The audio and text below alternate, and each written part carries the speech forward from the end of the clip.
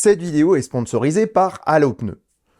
Le saviez-vous? La loi montagne évolue. Alors que l'indication M+S suffisait sur les pneumatiques pour valider une monte en zone montagne auparavant, il faut désormais le logo 3P-MSF pour être dans la légalité. Mais ça change quoi? Le marquage M+S n'est pas une norme, c'est une indication faite par le manufacturier sur la base de ses propres tests. L'Union européenne a souhaité se doter d'un marquage validé par des laboratoires agréés et a créé la norme 3 Peak Mountain Snowflake, avec son logo caractéristique.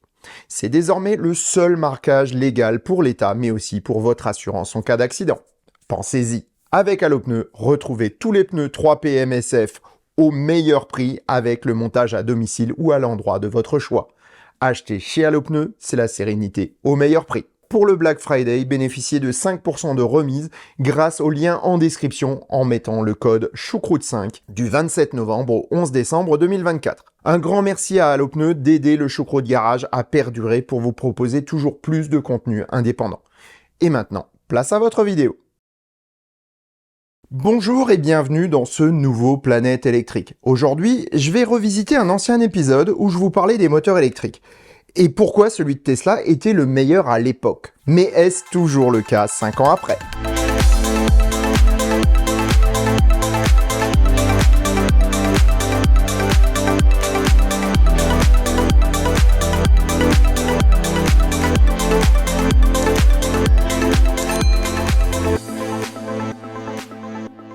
Dans le sujet du journal de la Mobilité Tech numéro 20, je vous le mets dans les fiches, je parlais des moteurs électriques et de terres rares. Comme promis, il est temps d'aller voir les différents moteurs électriques avec leurs avantages et leurs inconvénients. Pour cet épisode, nous allons faire le tour des moteurs présents dans la production de VE mondiale, mais aussi aller regarder certaines technologies et designs spécifiques plutôt ingénieux dans certains moteurs en particulier. Pour commencer, il faut revenir à la base. Qu'est-ce qu'un moteur électrique? En fait, pour utiliser le terme exact, je devrais plutôt dire qu'est-ce qu'une machine électrique. Le principe de ces machines est extrêmement simple. Utiliser les propriétés électromagnétiques pour délivrer un travail mécanique. Lorsqu'un aimant est mis en présence d'un champ magnétique émis par une bobine, donc un électroaimant, le positif de l'aimant est attiré par le négatif de la bobine. Et vice-versa. Imaginez que l'aimant soit placé sur un axe lui permettant de tourner. Changez le sens du courant dans la bobine et l'aimant va tourner pour reprendre une position d'équilibre. Réalisez un changement de sens du courant de manière contrôlée et vous récupérez de l'énergie mécanique en bout d'axe du rotor. Vous avez donc un moteur électrique, mais extrêmement basique. Pour que le fonctionnement du moteur soit plus régulier, mettez des aimants à intervalles réguliers en face de bobines également réparties sur tout le tour. Faites tourner le courant dans les bobines et le rotor tourne. Vous avez alors une machine électrique à courant alternatif. Tous les moteurs que je vous présenterai ici reposent sur ce principe, à quelques différences près. À tout seigneur, tout honneur, nous allons commencer notre revue des moteurs par celui qu'a inventé Nikola Tesla. Non, pas celui-là, hein. Nikola Tesla, l'inventeur. Ce moteur est présent dans toute une génération de voitures électriques de l'époque des pionniers modernes, comme les Tesla Model S et X ou les Mercedes EQA, EQB et EQC. Nikola Tesla exploitait un phénomène plutôt méconnu à l'époque, l'induction. Lorsqu'une bobine en métal conducteur est placée dans un champ magnétique, elle génère dans ce matériau un courant électrique, mais aussi un courant magnétique opposé à celui dans lequel se trouve le dit matériau. Dans le cas d'un chargeur à induction, la bobine réceptrice devient donc un électroaimant, sur lequel on branche les bornes plus et moins pour récupérer le courant induit. Maintenant, imaginez qu'on ne récupère pas ce courant et qu'on le laisse circuler. Le champ magnétique induit est alors utilisable pour faire tourner un rotor. Les bobines font tourner le champ magnétique du stator et le champ induit dans le rotor tourne aussi, mais avec un petit temps de réaction. Les deux ne sont donc pas synchronisés comme avec des aimants permanents. Le moteur est alors dit asynchrone. Au niveau avantages et inconvénients, le moteur conçu par Tesla avait de gros avantages à l'époque de sa conception, qui ne sont plus forcément vrais aujourd'hui d'ailleurs. Il était plus petit et plus puissant que les moteurs à aimants, car les terres rares n'étaient pas encore produites industriellement. Les aimants étaient donc extrêmement gros et les moteurs aussi. Deuxièmement, le contrôle du moteur pouvait être assez basique et il ne nécessitait pas de pilotage très précis des courants envoyés dans le stator. Relativement bon marché à produire, son efficience est bonne, sans être la meilleure du marché. Et en plus, il ne demande que peu, voire pas du tout d'entretien. Autre avantage, si on n'alimente pas son stator, il est en roue libre et ne présente pas de résistance électromagnétique. C'est pour cela que Tesla l'utilise encore aujourd'hui pour les moteurs avant de Model 3 et Y, voire pour les moteurs arrière de Cybertruck. On peut les activer ou désactiver en fonction des besoins sans qu'ils ne freinent électromagnétiquement l'avancée du véhicule si on ne s'en sert pas. Au rayon des inconvénients, il chauffe beaucoup pendant les accélérations et régénérations. Or, vous le savez bien si vous suivez mes vidéos, la chaleur est une perte d'énergie et donc diminue le rendement. Le moteur asynchrone à induction est donc un peu moins efficient que les autres. Bien, passons maintenant à un moteur lui aussi présent dans l'une des pionnières modernes des années 2010, celui des Renault Zoé. Aussi présent chez BMW ou sur les anciennes Smart EQ, il fait les beaux jours de la gamme Renault. Contrairement au moteur à induction dont le rotor n'a aucun aimant, le moteur à rotor bobiné en a. Mais ce sont des électroaimants. Il faut donc les alimenter en courant pour qu'ils soient magnétisés. On pourrait leur donner une alimentation séparée en courant continu, mais cela rendrait le design plus complexe et moins efficient puisqu'on consomme un courant supplémentaire.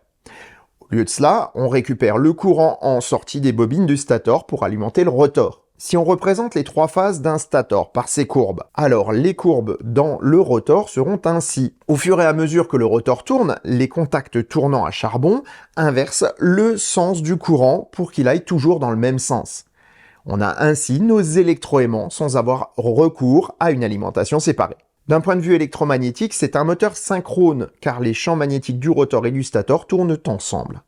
Ils sont très efficaces à basse vitesse et répondent bien au changement de régime. Comme les moteurs à induction, si on ne leur applique pas de courant au stator, ils sont inertes et ne présentent aucune résistance électromagnétique. En revanche, ils ont pour défaut d'être gourmands à haute vitesse, car leur rotor bobiné fonctionne comme des aimants permanents, et donc leur champ magnétique perturbe le rendement à haute vitesse. Ils sont moins onéreux à produire que les moteurs à aimants permanents, mais demandent un peu d'entretien pour remplacer les balais en graphite qui acheminent le courant vers le rotor. Enfin, vient la troisième famille de moteurs, les moteurs synchrones à aimants permanents. Globalement, ils sont identiques aux moteurs à rotor bobiné, mais avec des aimants permanents contenant des terres rares. Ils sont efficients et compacts. Leur conception permet d'avoir moins besoin de refroidissement que les moteurs à induction. Mais ils ont un gros inconvénient. Ils sont peu efficients à haute vitesse. Lorsque le régime augmente, le champ magnétique des aimants interfère avec le champ tournant du stator et réduit l'efficience. Ce qui explique que la majorité des voitures électriques n'aiment pas l'autoroute, si on se place du point de vue des consommations. On peut dès lors se poser la question du pourquoi de l'usage d'un tel moteur par la majorité des constructeurs. Eh bien en fait, il a un avantage important à basse vitesse et lors des accélérations faibles par rapport au moteur asynchrone par exemple. Et comme les normes de mesure, qu'elles soient WLTP, CLTC ou EPA, favorisent les basses vitesses et les accélérations faibles, ils sont un choix logique pour obtenir les meilleurs chiffres marketing, mais sont bien loin d'être les meilleurs en usage normal. Pour résoudre le problème majeur de ces moteurs, donc l'efficience à haute vitesse, certains constructeurs ont eu recours à une boîte de vitesse. C'est le cas de Volkswagen, Audi, Porsche, Mercedes ou MG. C'est complexe et sujet aux pannes, mais ça donne un bon résultat du moins sur un véhicule neuf. Il y a pourtant un meilleur moyen de résoudre ce problème. Utiliser une autre propriété magnétique, la réluctance. BMW s'y est essayé avec la i3, mais c'est Tesla qui est réellement parvenu à la faire fonctionner correctement dans les moteurs des Model 3 en 2017. Pour parler simplement, la réluctance, c'est une résistance magnétique. Comme une résistance électrique, elle résiste à la puissance d'un champ magnétique en s'y opposant. Cela donne un effet similaire à l'induction, mais en plus faible. On utilise en particulier ce type de fonctionnement dans les moteurs pas à pas pour obtenir des positions précises pour des machines comme des centres d'usinage ou des imprimantes. Le rotor a un nombre différent de dents du nombre de bobines. On peut alors positionner le moteur précisément ou le faire tourner d'un nombre précis de pas. En revanche, ce moteur n'est pas très puissant et ne peut pas être utilisé tel quel dans une voiture électrique. Il existe en outre une autre manière de faire un moteur à réluctance qui est dit synchrone, et c'est celui-ci qui nous intéresse. Il n'est pas plus utilisable en soi pour propulser une voiture, mais en revanche peut être intégré à la technologie existante des aimants permanents. Imaginez un rotor disposant en fait de 2 rotors combinés. L'un est un rotor pour moteur à réluctance avec des espaces chargés de stopper les flux magnétiques et un second à l'intérieur à aimant permanent. En faisant varier la position du champ magnétique du stator, on peut cibler soit la zone à aimant permanent, soit la zone à réluctance, soit les deux, dans des proportions totalement variables. Eh bien, c'est exactement ce qu'a fait Tesla. À basse vitesse, ce sont les aimants permanents qui font le job. Lors des accélérations et régénérations, on utilise les deux, et à vitesse constante sur autoroute, on privilégie la réluctance, ce qui élimine une bonne partie des pertes liées aux aimants permanents à haute vitesse.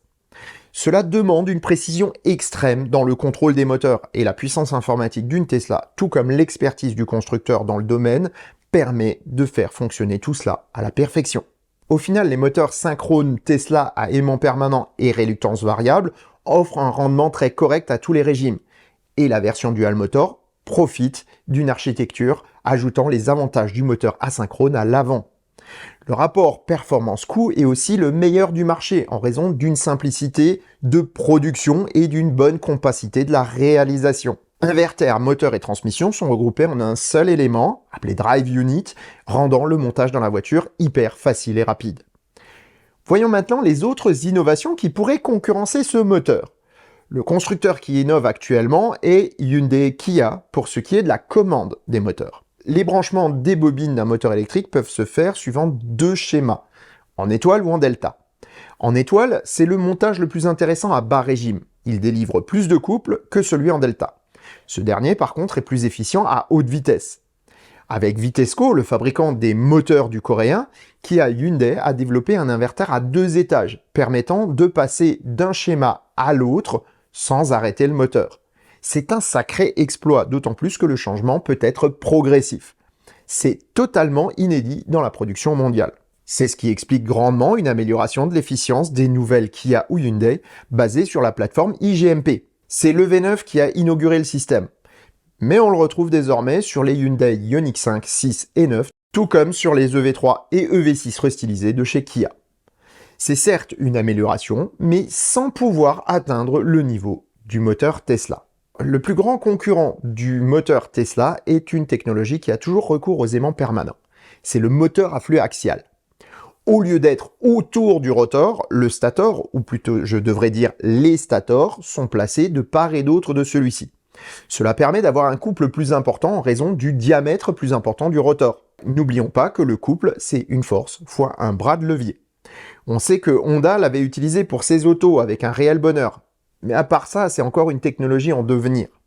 Mercedes et Renault travaillent beaucoup sur ces moteurs avec les startups Yasa pour l'allemand et Wildot pour le français. Si Mercedes compte s'en servir partout, Renault le destine plus aux hybrides, car il présente plusieurs inconvénients. Premièrement, la présence d'aimants permanents et deuxièmement, un coût de fabrication élevé. En conclusion, si tous les fabricants de moteurs travaillent dur, force est de constater qu'aucun n'arrive à concurrencer Tesla pour la fabrication et l'utilisation de moteurs électriques performants dans toutes les phases de conduite. Si certains peuvent être supérieurs à certains régimes ou dans certaines utilisations spécifiques, aucun n'a une plage d'utilisation digne de ce que fait l'américain. Certains parlent du moteur Lucid comme un concurrent sérieux, mais en fait, à part être innovant pour mettre le plus d'éléments possible dans un espace réduit, le moteur en lui-même n'innove pas. C'est un moteur synchrone à aimant permanent tout simple. De plus, avec ce que prépare Tesla pour ses nouveaux moteurs, le gap risque encore de grandir.